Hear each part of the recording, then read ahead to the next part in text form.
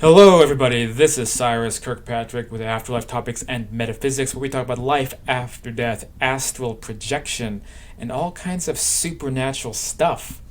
And tonight, we're on a bit of a somber occasion as we talk about the famous Brazilian faith healer, John of God, turning himself in for allegedly assaulting over 300 women. What the heck is going on? So, on this episode, I hope to touch on some pretty important points about where we put our trust and being vigilant in so called spiritual communities that so often go horribly wrong, including with people who are thought of as gurus. Why the heck does this happen?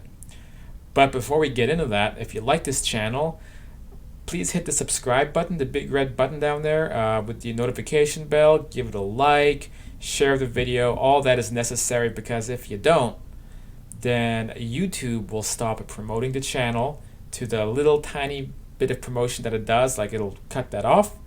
And then this channel will die, and there's no afterlife where this channel is going. So I do need your help with that.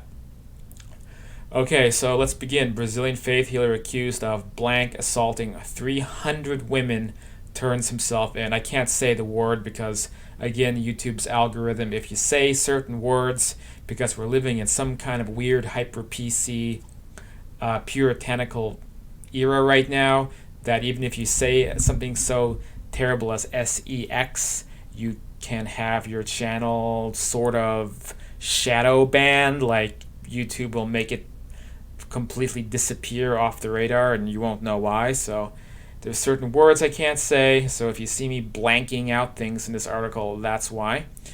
So Brazilian police said Sunday night the celebrity spiritual healer accused of blank abusing more than 300 women has turned himself in.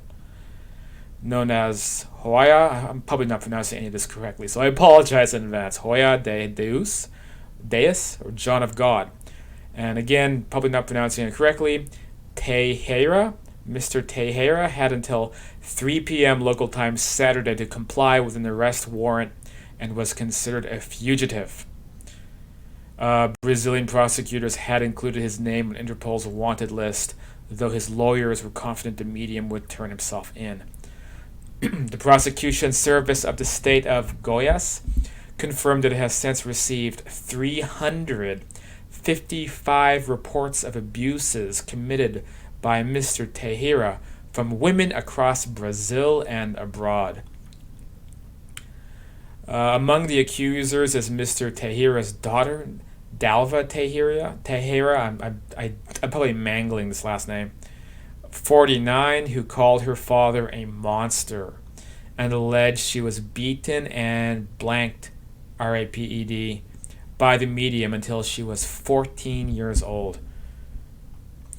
Oh, this gets chilling. He used to say that God didn't exist, that he was God. Miss Teixeira claimed the abuse stopped when she became pregnant by one of her father's employees, and that the faith healer beat her and caused her to have a miscarriage. None of those women are lying, said Mr. Teixeira about those who have stepped forward and accused her father of abuse. I know because I went through it. I suffered. Many of the reports of abuse are similar, involving unaccompanied women being invited to have private spiritual treatment sessions with Mr. Teixeira, in which he allegedly forced the victims to something with him or perform something with him. Mr. Teixeira is a celebrity in Brazil and around the world for his renowned ability to perform spiritual, quote, cures. So let's dive into this for a minute. This is nothing new, okay? History is filled with people like this who use the kind of moniker of being a guru to take advantage of people, and this is one of the most horrific examples, but it's certainly not the first, and it's certainly not going to be the last. You can even look at a guy like Jim Jones, whose cult led to mass suicide, as another example of this kind of power madness that happens. The first big point I want to get across is that a lot of, quote, spiritual teachers say similar things that are kind of rehashed out of Zen philosophy. I don't know if John of God said these things, but I'm willing to bet that they are no longer operating from the ego. They have transcended their individual identity, and now they come from a higher calling, a higher source, straight from pure spiritual power. So they say this kind of crap, right? And this to me is a great example of just how much Zen ideas are bastardized.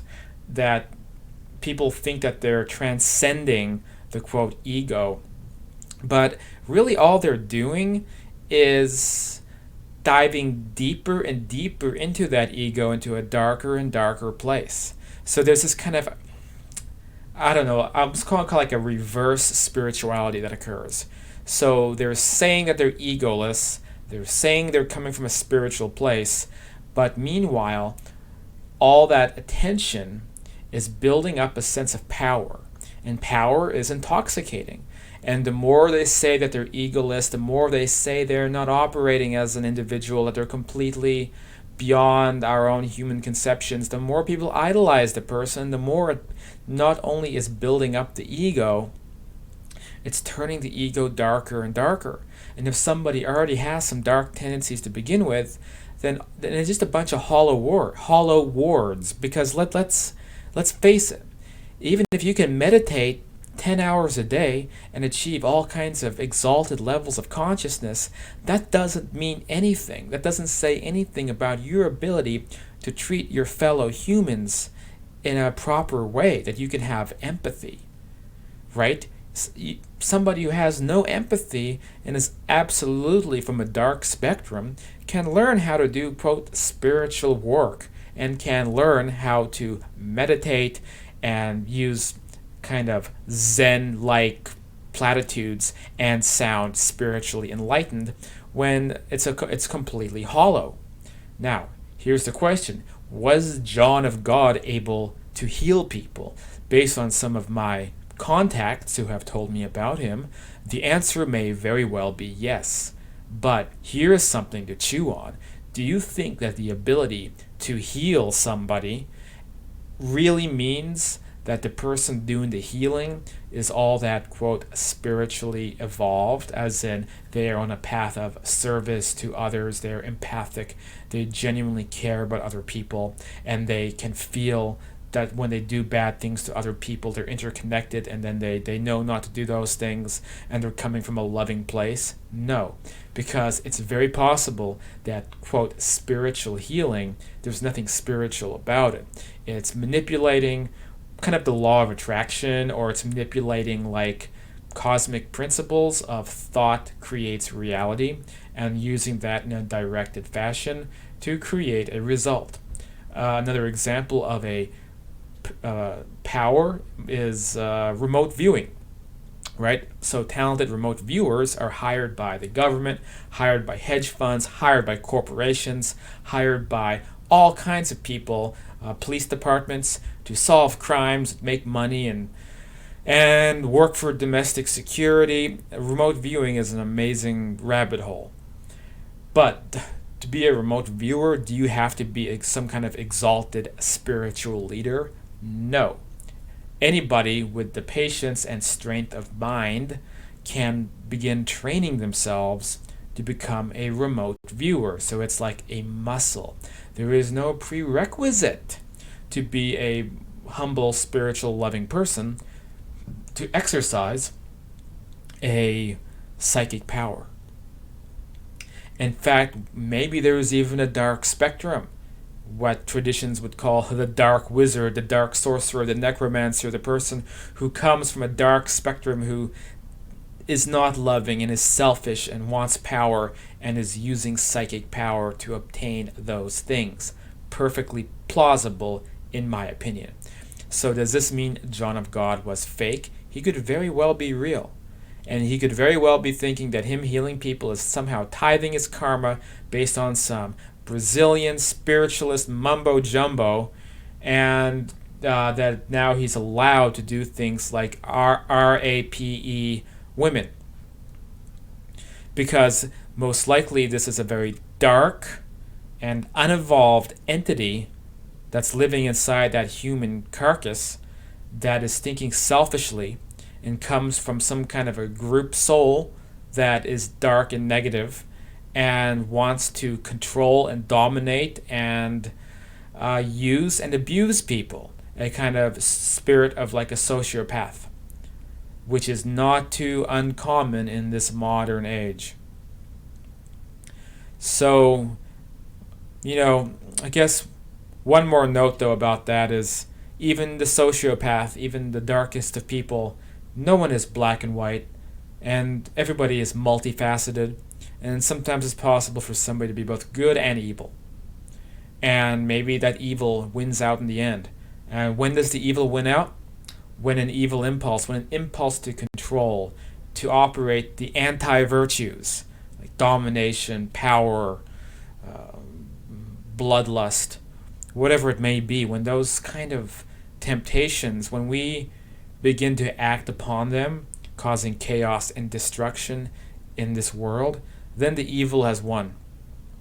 Because everybody has this little bit of evil side, and sometimes even evil can be bent for good, right? Maybe a desire for power and a desire for, as I said, bloodlust. Maybe that energy can be channeled into something where you're actually fighting for justice. And yes, I'm talking about Batman. But as soon as that turns into actively being malicious, then you're on a dark spectrum. And from what we know about life after death, it's bad news. You end up in whatever realm best fits your personality. And what we know is that there's some really, really nasty, gnarly, horrible places in what we call the astral spectrum, 3.5D, the higher density, whatever you may want to call it, the other dimension. There's bad places out there. And this guy, well, let's just say he's going to be right there alongside Harvey Weinstein. This is Cyrus. If you like this video, again, please hit subscribe. Click on show more in the YouTube channel description, and you can find my books like Understanding Life After Death, Afterlife, and Beyond. You can join my classes. We do those twice a week. The Facebook group, we're approaching 8,000 people in it. Lots of discussions. You can join us there, or you can just send me a message on Facebook, and we can chat. All right, well, stay vigilant. Do not trust people who are gurus, and if your intuition is telling you something is wrong about somebody, but everybody says somebody is holy and spiritual and this and that, trust your intuition, because that is your connection to your higher self, and that's going to tell you what's up. Okay, talk to you guys next time.